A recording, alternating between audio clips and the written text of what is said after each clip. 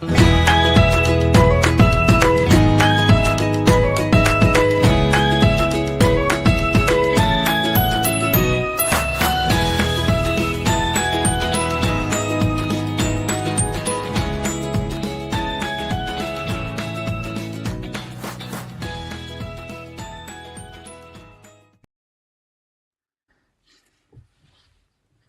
welcome back to Separated Water podcast, the show where Nottingham Forest and Spurs opinions collide once again. I'm joined by my co-host, the other half of Separated Water. Colin, how are you? Or is that a silly question?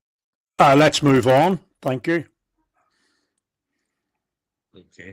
Okay, well, we'll all get to Spurs at the end. We'll leave it alone for now. We've loads to talk about.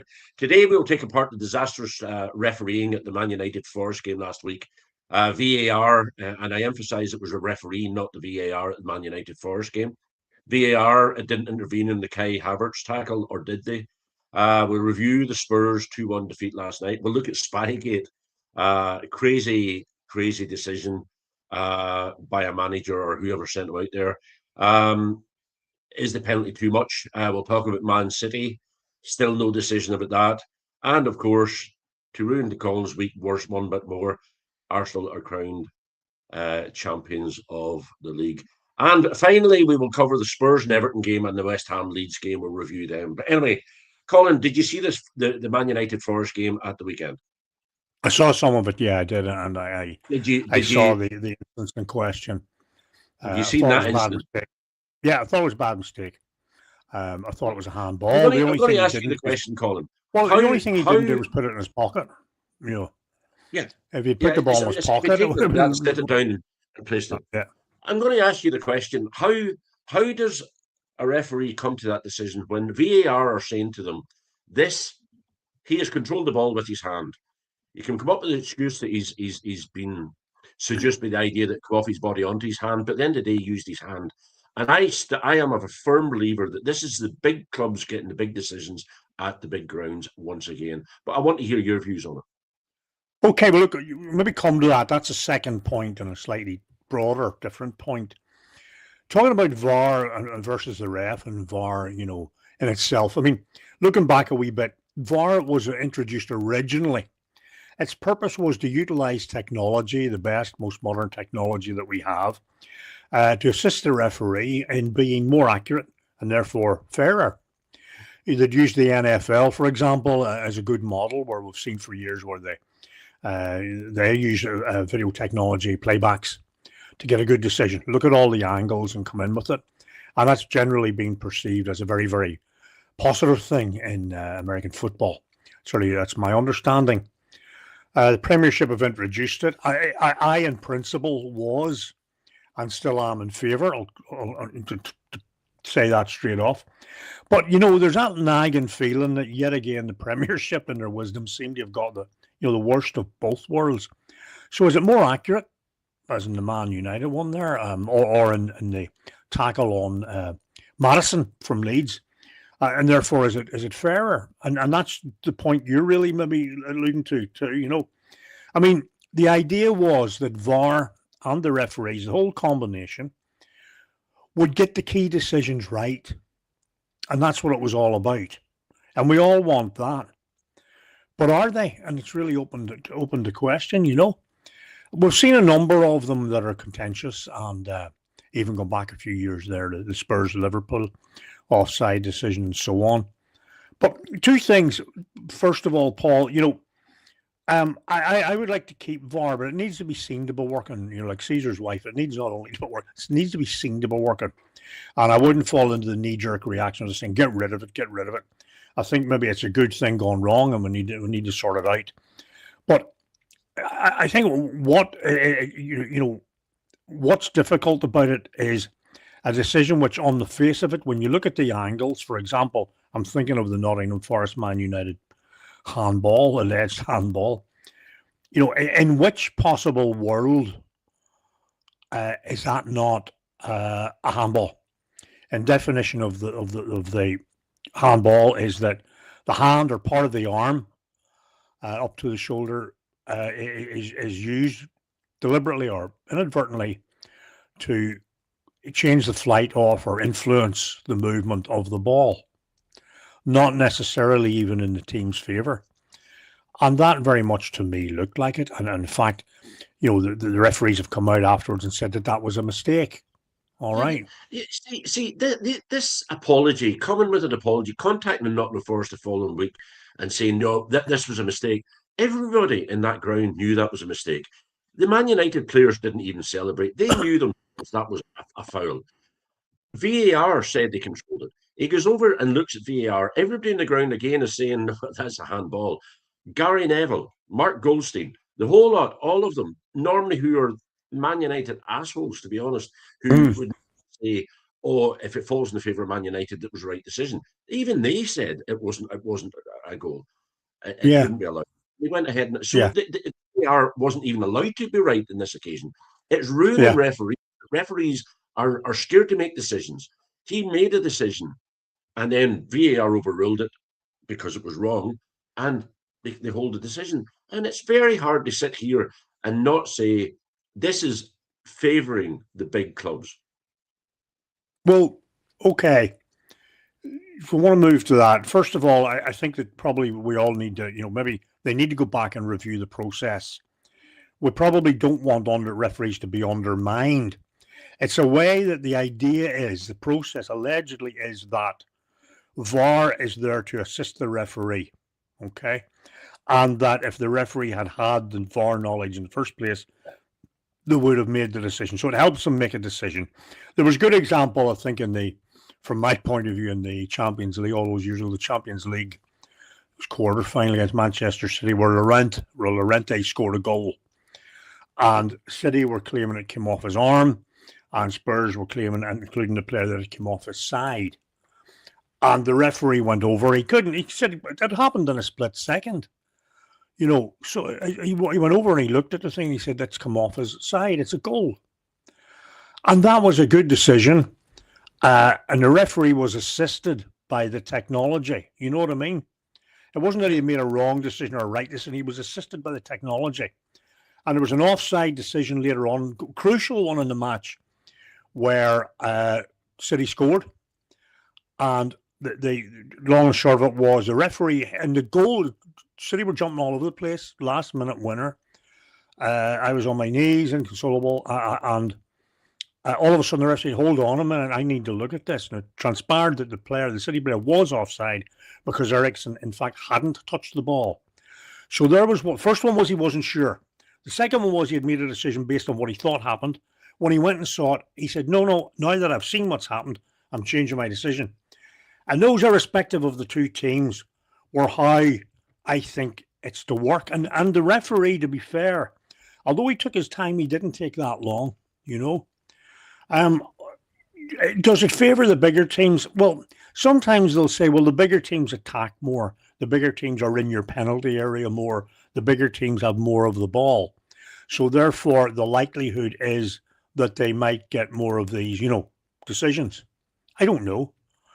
But I understand and I sympathise with people who feel that there is an almost unconscious bias. It's a point that we don't have now, a point that could have moved us up 2 places, which I think is worth $7.5 million, which for a small club like ourselves, because we're not a top 6 club. No, last week you were a big club. Now you're a small club. No, when it comes to finances, we're a small club. We don't have the revenue that the Man United, Man Cities have, but we're as big as you guys are in the form of the trophies that we've won. By the way, I had some very interesting communications this week about your delusion about Spurs being a top 6 club, but we'll cover that another day, maybe do an episode on it. I'd love people to come in the comments. Bring it on. Bring it on. Let's talk about, okay, I believe it's a completely wrong decision by the referee. I think VAR tried to do its job and it was stopped from doing its job. So okay, you tell me why that is, how in any world that is doesn't reek of something that's a bit corrupt, where he had a decision made and he was told, no, hold on, come over here. Normally when they do that and they go over, they concur with what VAR has said. He didn't in this instance. He went over and decided just to keep it going himself, for years and years and years, Paul, and I even watched it in the Irish League in 60s and 70s and God knows what in English and everything. There was always the belief that, there's one, Terry Henry's Well, handball. Fergus says there, Terry Henry's handball against Ireland cost them the place they were going. Yeah, but they didn't have VAR in that day. I tell you, there's nobody more angry than I was that day. But they didn't have VAR to say that happened. And and then whenever it does happen, they overruled it. So, and it's worth noting that Matthew Fergus is a Man United fan. I take your point, Paul, and I take your point on this particular case. And I think in this particular case, the only satisfaction you could get is the fact that everyone agrees with you that it was wrong, and that there has been an apology issued. To say that it was part of some kind of corruption is a bigger thing, and it really depends. I don't think there's a referees coalition to say, well, we support you, we favour the home clubs around the other one. But is it time then, Colin? Is it time to retrospectively reinstate points? No. I think that would be chaos. It would be chaos. I know it would be chaos, but it's chaos at the moment. We had Willie Bolly sent off for a perfectly good tackle. He got the ball, and the player then fell over like straight red. Then you look at this, and nobody sent off for that. I absolutely agree. Havertz. You look at last night, elbow in the face. Are they scared to affect? Exactly. Talk through what happened last night. Same thing. Another one. Well, yeah, Spence got a for Cormac in the face. But I understand, and I think when we're, there's nobody more emotionally affected by the season than I and my fellow Spurs fans. We have not had one penalty this year. That's remarkable, and for such a big club as Spurs, that is remarkable too. That's actually evidence now that you're not a big club, because it's only the big clubs. That's a different matter. So even the referees share my view. Just different matter. Well, we can't win at home, but I think we need to be careful what we feel we can do to fix this. I don't think we can go back in time, lovely as that would be. I think that we have to just say that sometimes mistakes happen, and we try. And the idea of VAR was to assist the referee so well that mistakes would be fewer and further between. I think probably are. I don't like how it works sometimes. But, the referee has now said, and in the context of the one you're talking about specifically, said it was a mistake, it was wrong, and we're all sorry. Can Forest get any recompense for that? No, nor can Spurs, nor can anyone else. When these kinds of things happen. It keeps happening. You do, and they have the tool. He had the tool to tell him, you've got this wrong. He handled the ball, and he decides to not listen to that and go with his own stupid decision. Well, then, the only thing probably will be a penalty on him for. He's not refereeing this week, but if you ask me, he shouldn't be allowed to referee Sunday League, let alone the Premiership. Okay, well, I'm not sure how he refereed the rest of the game, but I take your point, and they are. There'll always be contentious issues. There's one of the comments already going back. How many World Cups ago was that? And these things do linger on. I can't remember off the top of my head, but so these things do linger on. I recognise that. I do feel that we'll probably all have had decisions. I mean, one of the worst decisions ever, I think you've ever, was Tottenham's goal against Man United. Roy Carroll from Northern Ireland, the keeper. Remember, it was about 3 yards over the line. Yeah, and nobody seemed to see that. And that was in that year. Had Spurs have got those extra points, they would have qualified for Europe under Martin Jol. He was very gracious about it. We didn't get the kind of apology that Forest have got this time, and that was at Old Trafford. It's just started recently, and to be honest, I'd rather take the phone off them. I don't want to hear an apology. Make an announcement that it's wrong. They got it wrong. It's probably all you're going to get. And the other thing to say that you say in swings and roundabouts, not whether it is or not, you believe it's not. You believe that City, Liverpool, Arsenal. Smell the way that it's not. It's starting to smell. Well, we'll maybe have to do a feature on that, maybe at some stage in the future, and say, okay, how many controversial decisions have each of the big teams got, and so on and so forth. And we'll put some stats out there. I understand your suspicion. and I've had that in different ways for many years. But objectively, I think that they need to be better at the system, quicker at it, and the referees need to just be better, probably. And I think it's an impossible job. It's an impossible job. Rugby seems to have it right. Anyway, we're not going to continue on that. Rugby's a different game. Yeah, I think on the pitch, the players are all on their own side of the. You know what I mean? The onside, offside rules in rugby make it that wee bit easier. Or there's also the culture whereby a 5'2", 12-stone referee can admonish a 6'7", 15-stone forward and give him that there, and the big guy's going, yeah. That knows. Look at football. Know that the referee will penalise them for any back. They're into his head. Yeah, they're into his head. They're into the referee's head. There's part of that needs to be stamped out as well. There should be an exclusion zone of space, a yard at least, so that it can be heard between the referee and any player. And allowing the referee. A lot of people listening to us, throw your opinions into the comment section for us, if you will. I think we can make this better also by giving the referees more respect, more space. We hound them like we used to hound our school teachers probably when we're, and make little of them so and so. And then we've got a posse of experts who are pundits nowadays. I'd love one of them to referee a game, and let's see how it goes. But the idea of VAR was that it gave the referee the same advantage that the pundits and everyone else on TV has, that they can go back, review it, look at it from certain angles and say, sorry, haven't seen that again. It's not a penalty. Or having seen that again, it is a penalty. Or it's a sending off. Okay. And there was one at Spurs Chelsea to redress the balance, where a Chelsea player was being sent off at half time, just on half time. The referee was asked to review, and he came back and says, no, it's not a red card, it's a yellow card. And I happened to agree with that. I didn't think the Chelsea player should have been sent off, much as I really wanted him to. I didn't think he should. Fair. And so, I think that there are good reviews as well. And I think the system's there to help us, but like the rules of golf, they're to help you, but sometimes it looks like they're not. Your particular case, you were right, and the authorities have apologized, and that's all you're going to get. Yeah, fair enough. Sorry. Okay, this time last week, whenever we were on, Spygate at Southampton was just sort of leaking out. Now, I just want to say, before we get into the nitty-gritty about it, and we're getting messages in from Arsenal supporters that I'm not going to put up until the end. I'll put them up at the end, and wait till I've gone. We'll give them a bit at the end. At the end of the day, they won the league. I just hope that it's not sweetened by the demise of Spurs completely being relegated. Anyway, Spygate. In a world, Colin, in a world where you've got AI glasses that you can walk up and stand in front of somebody and record them without them barely knowing. Why is somebody been told to go down and record what's happening in Southampton? He decides to stand behind a tree, and when he's approached, runs away, and then they admit it.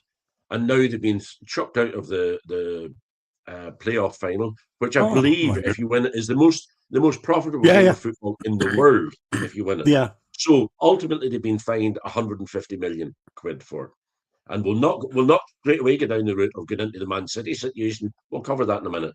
But is that too much of a penalty? Is that too much of a penalty for Southampton? Well, I think that, to be clear, they've been denied the opportunity because it's a small matter of them beating Hull.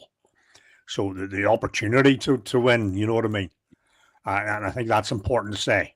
But it's still a big one. Now, I can't believe Southampton. I like Southampton. I've always had a nice soft spot for them. I can't believe they were so stupid. I can't. I worked in a government organisation for a number of years whereby there were levels of, checking the decisions. You know what I mean? So, if I wanted to do something, off the wall or whatever it might be, challenging, let's say, it would go up the line to we'll check that. We might go up the line again, or up the line again, depending. So I can't understand how this happened. Rather, this guy just went. It's like it's like a scene from the Pink Panther movies with Peter Sellers. As you say, in this day of drones and AI and X-ray specs and God knows what, this guy's hiding behind a tree, with his phone, and then runs away. I don't know. I really, really don't. Okay, They've no, admitted go it. ahead. They've admitted it. Yes, they All have. now They have. they have to do. They've got an appeal that I think's been heard today or tomorrow morning, and the appeal will decide whether the punishment is too much. But it needs to move on. The big losers in this are the Southampton fans that have paid for travel up to London to Yeah. Wembley for a playoff final, a big day out, and they've been robbed of it. And what did they benefit from going and watching Sunday training? On one hand, you could say they may have gathered enough information that they get through the game with Middlesbrough, and the other half of it is that maybe they didn't gain anything and they've jeopardised a Well, great opportunity. yeah. I mean, watching the games, and I do, over the course of the season, given that Edwards had left Middlesbrough early in the season to go to Wolves, I kept an eye on Middlesbrough because I hope they don't fall away again. But they did well, but just not enough. Towards the end, I think they ran out of steam a wee bit. And Ipswich came on strong, and Coventry got a second wind. And Southampton probably left it too late for their charge. Having said all that, I wonder what this guy information he got that helped Southampton, because having seen both games, it was precious little. And their goal at home at the New Dale was or St Mary's was down to the exhaustion of the Middlesbrough players. As we talked about last week, the centre half just missed his header, and the keeper was flat-footed by it. So I don't know what sparks of great insight this guy had brought them. I think that their behaviour, Southampton's behaviour, was stupid, criminal and bad and all that, maybe, but it just reeks of stupidity. Having said that, there were rules in place. They broke the rules, and they admitted that. Having said that, I do believe, frankly, in my own opinion, that the punishment is disproportionate. I think the 4-point penalty on top of them not getting the opportunity to play at Wembley is a bit much, frankly. At the end of the day, Colin, there is a clear rule that you should not be observing a team within 72 hours of playing them if you're going to be playing them so that you can pick up stuff. Now, at the end of the day, this was cheating. They've admitted it. They cheated. So they have cheated. So they should have weighed up if you do the crime, you have to do the time. And it's just a bit. If you ask me, it's a bit silly what they do. But then again, let's roll this over onto the big teams and the small teams. We're now looking at straight away a decision in them, straight away a decision in Everton, straight away a decision in Forest, QPR, and so on and so on. And still, we're waiting on Man City being assessed. Well, I mean that develops the point, and we're saying, is it easy or easier to penalise Southampton in such a draconian way? Is it easy to penalise Leicester? Have been done on Sheffield Wednesday. These are wonderful QPR you mentioned. These are wonderful football clubs with great histories. Wonderful teams. Leicester champions not that long ago, 10 years was it? Sheffield Wednesday, cup finalists. Hillsborough was a great ground in the past. QPR, Rodney Marsh, great team in the 70s, blah, blah, blah. And each of them has been damned and damaged by, the penalties they've received. Leaving aside whether, they were justified. Forest and Everton also, they had penalties imposed on them very quickly. Leicester. Leicester, yes, yeah, Leicester. I mean, they're now going down to the third tier. And that is genuinely for anyone who is interested in football and in the romance of football, going back those years when they won the league. I mean, Spurs were pressing them right to the end until the Battle of Stamford Bridge. But at the end of the day, if somebody was going to win it other than Spurs, I wanted it to be Leicester City. They were never probably going to maintain that. They lost a couple of their best players, 2 or 3 of them right away. Having said that, it was wonderful. But look where they are now. And I'm not sure, is this what, is it that the football authorities can punish, the lesser teams, the smaller teams, and won't punish the other ones, or what? Some people said, what was I laughing at the idea of City's alleged offences? No, you never seem to take it too seriously. You're just laughing at it. No, let me be clear. I think they're terribly serious. What I was laughing at was me in my own cynical way, laughing at 2 things. One was how long this was taking without any form of real explanation. And the other one, Paul, to be honest, was sometimes what I sensed was a certain naivety in you that this was all going to be fixed, because I don't think it'll be fixed to anyone's satisfaction. I said to you, I said in the podcast on a few times, if hypothetically, if City had won the league by 6 points, they would be docked 5 points, or if they won it by 2, they'd be docked 1. And any kind of financial penalty on Manchester City's sort of negligible, really. Now, they haven't won the championship this year, obviously. And about, maybe they're waiting to see what happened this year, to see what the nature of the penalty would be, because now they can, they could penalise them right all the way down. Do they penalise them all right? Say they take points off them. Do they take points off them that would put them below West Ham or Spurs? Or West Ham and Spurs? They should. Do you know what I mean?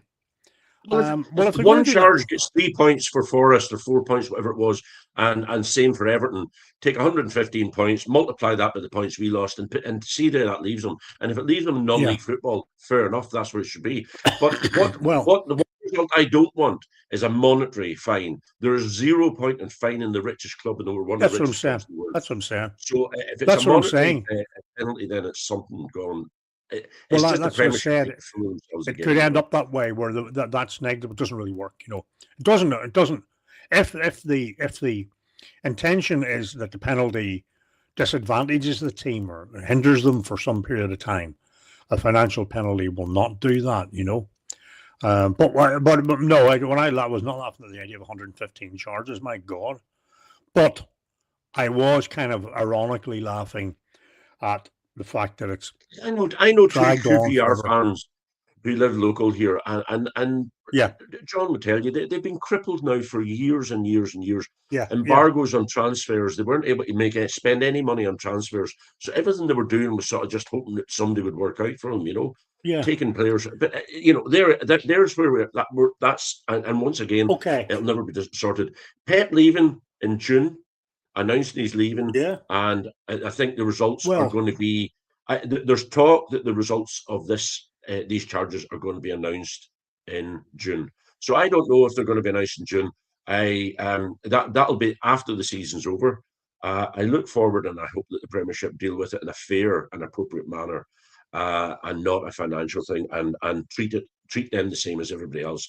Unlike what the referees and VAR are doing. And that's the way it seems, Colin, and that's the way I'm going to say it. I'm just going to say it. Anyway, next section we're going to talk about is Arsenal winning the Premiership. So I'm going to hand over to you to offer your congratulations to the Arsenal listeners. Yeah, just to say congratulations, Arsenal. It was very good and all good. And luckily, a lot of my Arsenal supporting friends, all of a sudden, they've got signals back on their phones, because for a wee while there, they lost signal. But they've been able to get in touch with me again. It's very nice. Lovely to hear from you all. The Arsenal fans, you're a lovely couple. One thing on a serious note, genuinely on a serious note, a number of us lost a very good friend, for me, a work colleague, Martin Smith, a number of weeks ago, who was a very devoted Arsenal fan. He went over as often as he could. He and another colleague of mine, Trevor McCall, good friend too. They went over to the Emirates, the empty seats, and to follow them, and they were very good friends. I spent some time with them. Now I wish I'd spent more. I can remember one time, Spurs were playing under Harry Redknapp. Spurs were playing Arsenal at the Emirates, and for my sins, I was in my own house at the time, ironing. Believe it or not, it was an early Saturday morning kickoff. A whole pile of T-shirts and things to get through. So, all hell. Arsenal went 2-0 up, and at half time, with all this keep going, and my phone was buzzing itself off the settee. No, I'm not answering that. So then Spurs came back in the second half and won 3-2. Van der Vaart, Bale, Defoe, what a team, I know. And then they were on the phone to me. And I left it. And about 8 o'clock that night, it was going down. I was in the off license for once in my life. And Trevor, friend, will you please take the call? I want to get this over with before Monday. Very, very funny. They had more victories than probably I had to savor. Yeah. But Martin, I really wish you'd been around to see this. I hope you're looking down and see it, because I know how much it would mean to you. all the very, very best. So therefore, to all my Arsenal friends, congratulations. I think the best team did win it. Yep, best team did win it. I think City ran out of steam. I think Liverpool, the best team never always had wins, steam. Colin. The best team Probably, always yeah. wins the league over 38 games or 37 games, whatever it is. They win Yeah. the league. That they do. Yeah. So congratulations to Spurs, Yeah, and we'll move on from there. But yeah, I will let's move stand on. over what I say. Avoid Arsenal supporters at your peril, because I'll tell you now, they will ruin your head over the next number of days and weeks. It's already Colin, Spurs have done that. We have to talk about last night. Chelsea, Yes. Spurs. You didn't get any points from it. It takes you now down to the Spurs, Everton, and West Ham Leeds. How do you see this panning out? Don't give me the we're definitely go down to cover your embarrassment if it does happen, or your annoyance if it does happen. But what do you genuinely think is going to happen? You only need to get a point, a draw, and then getting a victory. If you get a draw and they get a victory, you still win in goal average. If you win, no matter what happens, you go up. You stay up. Yeah, so, I mean, basically, we need not to lose. Yeah, and therein lies the problem, because we're at home. We have everything. There's a phenomenon I've talked about for Dr. Tottenham, and everything about this looks like Dr. Tottenham could turn up, because Everton don't have a great record against us per se. They don't have a great record against us when we're at home. And we have had some great. You see the one there. Let's see. You see those. I was at a lot of those. You see the one at the bottom, the 5-0. Yeah. I was at that. That was a great. That was under Conte. The next one, the 2-0. They were under Frank Lampard. Yeah, one each. That was the one where Harry Kane and got the other guy sent off, etc., etc. Let's go further up to the top. Let's go up further up to the top. No, The 26th of October last year. Was that a sweeping victory for you, or what? Can you remember that? Yeah. You mean the 3-0 at Everton's ground? What it was at the time. Now, where did that team go? Either of those teams? I think since then Spurs are a lot weaker, and I think Everton are noticeably stronger. I just Spurs being Spurs. If Spurs needed to win this game, they'd probably draw it. If they need to draw it, they could well lose it. I still have a horrible feeling that there is a very bad sting in the tail here. Well, to give us the other angle of it, this is the West Ham Leeds recent history. The penalties one will ignore, which was obviously a draw at full time. Leeds beat them previous to that. West Ham won the previous draw. Leeds, West Ham. So that tells us that in recent times, West Ham or Leeds have got the better of them. Michael Crooks texted me before the podcast, and he said he enjoyed last week's podcast very much. However, he said Spurs are going down, that they are not. West Ham, he reckons they'll go down, but that means that he thinks that Leeds are going to get beat by West Ham. I don't know how that's going to go. I can't call this. I'm really looking for your honest opinion. I don't think anybody can, because there's so many ifs and buts and so on. I mean, I of those of us who have been in this discussion, probably I've been watching Spurs the most and the most intently, and there's so much I don't like, that it's hard to get over. And I'm not, you talk about you watching YouTube at all the older teams of 5 years ago, even 3-4 years ago. But, I think there were just a couple of things come out of last night, right? With everything to play for. We never won at Chelsea. And Chelsea, as I said, right, they were abysmal against Forest, and then they turn up and they play well last night, and they did. That's not the case at all. They weren't abysmal against us. We just played better. Oh, they were terrible. Missed a penalty. Everything about them was wrong. And Chelsea fans, my brother was saying, the large mass of Chelsea fans were saying they would be happy to lose the FA Cup final on Saturday in order to win on Tuesday, so they got what they wish. However, that sort of beside the point I'm going to make, from Tottenham's point of view, they thought they started quite well, but they were always very tentative. I think that the goalkeeper was exposed for the first goal. I know when you look at the angle, the Spurs player seemed to be blocking the shot and then moved out of the way, but wasn't not really happy about that. I think we looked nervous every time Chelsea ran at us, which is what teams are obviously coached to do. We looked nervous on the back foot.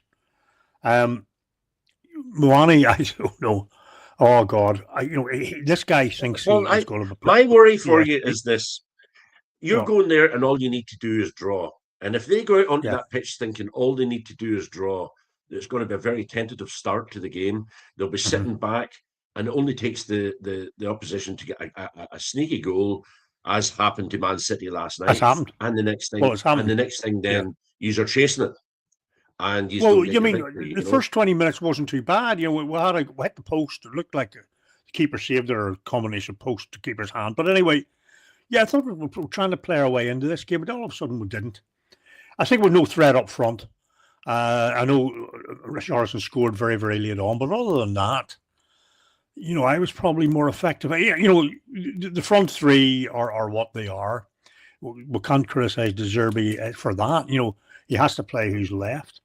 I thought the late substitutions were a wee bit irritating because clearly the people on the pitch just weren't getting it right on the night. So that was that. So what does that tell me about? Given the home match against Leeds and the home match against Brighton, what is our Xavi Simons inspired team against Brighton? What does it tell me for Sunday? It tells me not enough. It tells me that, frankly, Spurs are there for the taking. I have a horrible feeling. I can't say you can analyze it to death. I just have a horrible feeling about it. I've got this feeling that I have to say, Fark allegedly. I was doing up them thumbnails this morning, and I was looking at them, and I thought, yeah, this it doesn't look good. I have to say, I feel it doesn't look good, and I think West Ham maybe have maybe Ah, enough in them to get a well, result, if I but they if have I to was in win. West That's the thing. Ham's, yeah, I mean, what I couldn't get over was West Ham's performance on Sunday. It wasn't the West Ham that I had seen and trembled over in the previous weeks, even against Arsenal. I thought they were very, very good. But Tony says it has to be a nil or a well, 1-1, as if Everton score two. Can't well, see Spurs scoring two to draw. and Do you I see can't see that as a Spurs. problem for you? I can't see Spurs doing nil. I Yeah, can't see Spurs keeping them out. I just don't see that. Um, yeah. because they don't do that. Well, West Ham have nothing to lose. They'll go out. They'll be at home, and also we're at home. Fark allegedly said there, well, what a lovely way to sign off when they beat Brighton last week. There was a Leeds fan mentioned to me this Andy, and I thought, well, hopefully he means at Elland Road and not for the season, because remember Leeds played very well against us. For all the talk about Aston Villa, and we've had that side of it. So I hope the Leeds that went to the Tottenham Stadium will be the same Leeds that go to the London Stadium. Because at the minute, I'm not proud. I just want us to stay up, but I have no faith. I'm not being critical or a hater and all this, as some of the Spurs fans think. You've just got to blindly follow the nonsense that we're being fed these days by the board and by the team. The players are doing their best, and I support them totally. But you can't be blind to what you're watching. I've been following football. I've been following Spurs for 60 years. So, I'm entitled to an opinion. But on the day, I have the feeling that we're always good to give a goal away.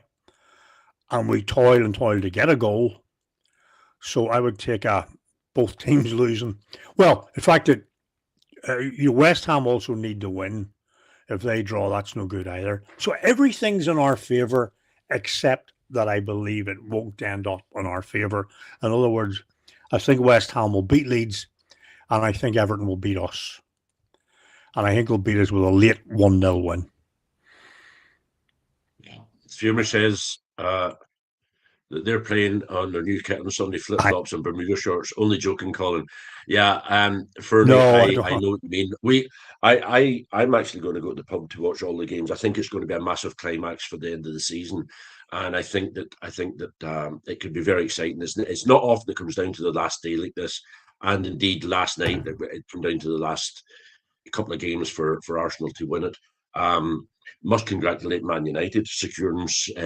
I think they've had an exceptional season beyond all expectations, considering the way last season went for them. Yeah, Colin, I yeah, have to ask you yeah, on that one, just a quick one. If you yeah. do stay up, what does next year look like for you? Well, that depends, and that's a program on its own. I've been consistent in saying that what we need is two things from the board or whoever those people are. We need a statement of intent, and we need a statement of intent. The first one is like a words. Tell us what they actually believe, not nonsense about going to the moon or winning. They need to tell us what they actually believe they want Spurs to achieve. The second statement of intent is the money to do that. Tottenham on the field are in a mess. They really are. I don't think there's any of those players, maybe one or two, who are genuinely good enough for where we were under Pochettino. So it's going to take £500 million, and they're going to have to convince the top players to come. And to convince them to come, it goes back to statement of intent number one, which is where is this club going? In the same way that City sold the project to Pep Guardiola and put the money behind it and the infrastructure. Now, we have the infrastructure there, but we need these other things. Without those two things, more struggle and possibly going down and more turmoil and more irritation from people like me who are watching. I used this example and somebody thought it was a bit tasteless, and I understand it, but it's like somebody you love dearly is in bed and you're sitting beside them and they're passing away and there's nothing you can do about it, but it's killing you every moment of you watch them get worse and worse and worse, and there's nothing you can do, and that's what it feels like. And for many people, supporting their club is more than a looking up the score at the weekend. We're financially and emotionally invested, and therefore it matters. And I'm not saying I want Spurs to win everything. It's never been like that. What I want is that they play to their potential, play to their style, and play at a level that we all have a right to expect, that brings self-respect and pride back to it all for fans, players, and the club as a whole. And that has gone missing, and that is truly a sin.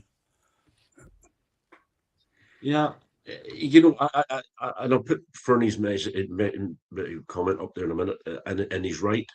Who would everybody prefer to stay up? I think everybody would prefer West Ham to stay up because they'll offer less of a fight next year than Spurs will. Spurs Possibly. really would probably come back. Do you know what I mean? Like Fernie says it there, and Fernie, I'm not joking. I was just about to say that. Who do the other teams want to get down for?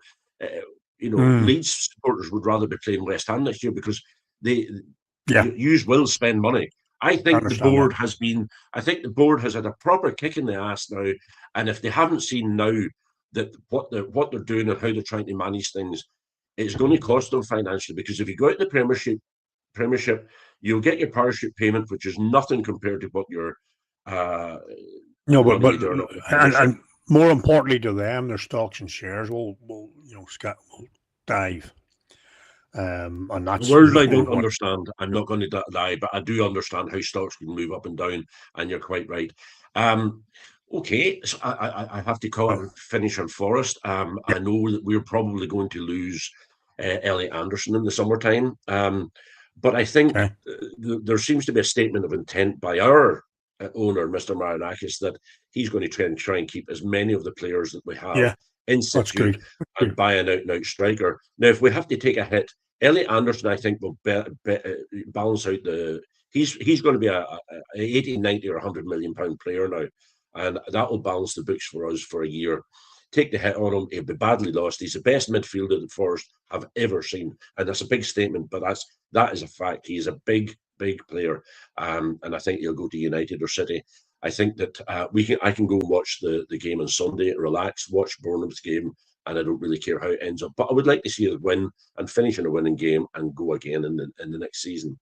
But yeah, I was thinking about that earlier on today when I was asking. I knew I was going to ask you that question. What does next season look like for you? If you go down, what does next season look like for you? Do you keep your players? Do the players is a fire sale? what happens, Colin? I don't think it will be a situation of a fire sale whereby all these players are clamoring to get out, and I think it'll be a lot of them would want rid of anyway. I think someone will move on. I don't know. I mean, let me pluck one out of there. If you get relegated, does Madison go? No. He'll stay. I think he'll stay. I think Van den Ven will go. I think Romero's going anyway. I think Vicario's going. I think Ross Charlison will go. And I think the likes of Tell and Muani and will go. Basuma will go. A couple of others might stay and say, well, we'll give it one go. But regardless, whether we go up or stay up or go down, we require major surgery. The team, it'll just be a different kind of surgery, probably, you know.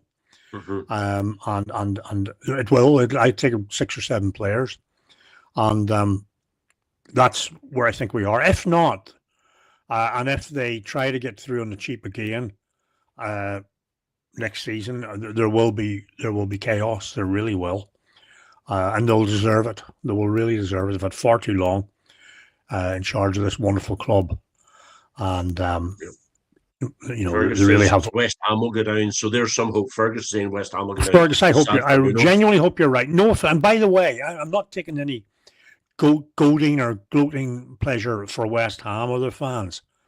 You know, it's a terrible situation to be in. Somebody has to go down. Yeah. I hope it's West Ham, because it's not Spurs in that case. I have a lot of time for West Ham. There's a lot of hatred between the two clubs. But, you know, when you've got the sort of sense of warmth to London clubs, West Ham have been around for a long, long time. They were one of the clubs I remember when I first took an interest in football. Yeah, you and I both. You know, yeah, the Claret and Blue and of Villa and West Ham. Yeah. Probably, you know, Bobby Moore, Peters. You know, well, Ferdy says there we'll lose 3: Anderson, Morgan Gibbs White, Murillo. I don't think we will lose Morgan Gibbs White. I think Morgan Gibbs White is going to make a decision that he stays and he's the hinge pin for the rest of the team at Forest. I think he'd rather be at Forest and be a legend there, and he likes it there. Murillo has to have an operation in the out of season. I think he's maybe going for it now shortly, which means he's not going to be attractive to. I think if you'd asked me 3 weeks ago when he was still fighting fit, I would have said we'd have lost Murillo as well. But I think Anderson, I think Marinakis will spend the money keeping them. He'll give them the wages and hopefully get European football next year. Yeah, if we'd won. If we beat Villa and won that final or got even through to the final, it would have been a different story. Because every player wants to play in the Champions League. They got a taste of Europe this year. Hopefully they'll stay, and we'll wait and see. Colin, I wish you good luck. Thanks. Firstly, thanks to everybody in the comments. It really does us. We really enjoy it whenever people interact with us. Were there some comments from Arsenal fans? There was one from Matt. There was another one that I got out because it was rude. So that's Matt that works in my England office, the Tri-Systems England office. Mr. Arteta's tricky res. Anyway, yes, Colin, I wish you all the best Thank you. I wish you all the best on Sunday. I hope it goes well for you. It's going to be an interesting hour and a half of football with the scores fluctuating, and are you going to watch it live? Yeah, I think I will. I mean, I have to really, don't I? There's nothing else I can be doing. Well, watch it for a while and see how it goes. No, you probably may as well extend the torment right to the last and then tune off for a while. You know. I wish you good luck with it. Thanks again, and we will come back next week. And what we'll do is we'll go through the various predictions that we made at the start of the season next week. We'll go through them all. I think Fergus told me the other night that he's got a couple of them correct anyway. Fergus, all the best ones. Thank you. Thanks for joining us. Okay, Colin, thank you very much. Anything you want to add before we go? Thank you too. No. Perfect. Okay. Cheers. Thanks very much for joining us. Thank you. Haven't subscribed to the channel, please do. Just click subscribe. It's free. If you know a friend that likes to listen to a podcast, tell them about us. Get them to come on, subscribe to us. I'm on. I put up things in TikTok. I put things up in all the various different places. So you'll catch up with somewhere along the way. Thanks very much for listening today, and we will chat to you soon. Stay safe.